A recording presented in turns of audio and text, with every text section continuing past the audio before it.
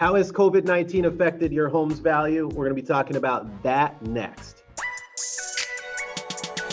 A lot of people are asking, like, what did COVID-19 do to my home value? And there's a lot of mixed answers out there. If you go on Google, this and that, you might find articles from like Washington or California. Like, those markets got smashed. Like, let me tell you something. New York City, like those markets got smacked around, guy, left and right, right? But the Rhode Island market, we actually are doing pretty damn well. And that's pretty crazy, right, to think, right? So COVID-19 actually increased home values here in Rhode Island.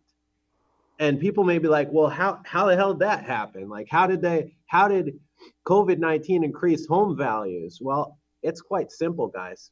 Here's the deal.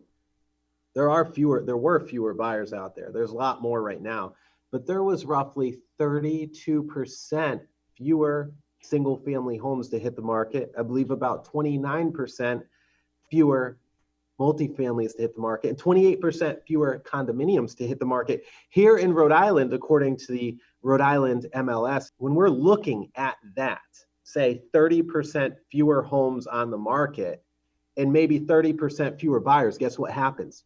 Paradigm shift.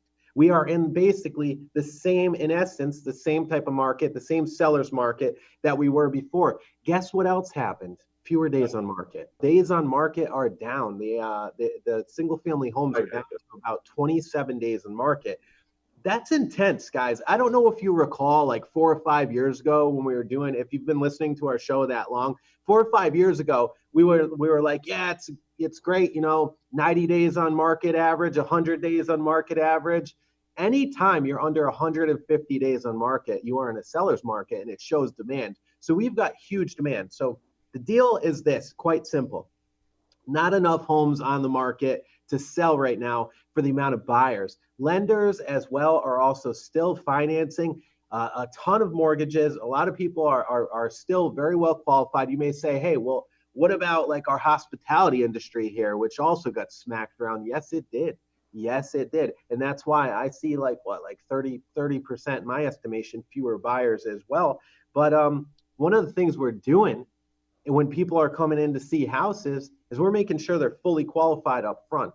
And if they are, then we also say, hey, like, what type of work is your buyer in? If we're talking to the realtor, or if we're talking to the buyer, like, what type of work do you do? If they're a non-essential type of employee, it may not make sense for our clients to accept their offer at that time. With the very low supply of inventory out there and the high demand still that we're seeing in Rhode Island from outside influences, people coming in from Massachusetts, from New York, from Connecticut, from all these other places, home prices are actually up 7.5% now from last year at this time. Like, think about that for a second. So you're more than covering it.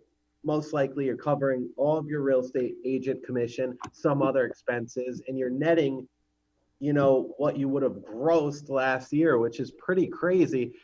And I do feel that, inventory is going to remain still kind of low for some time. I do feel like it is going to increase, right?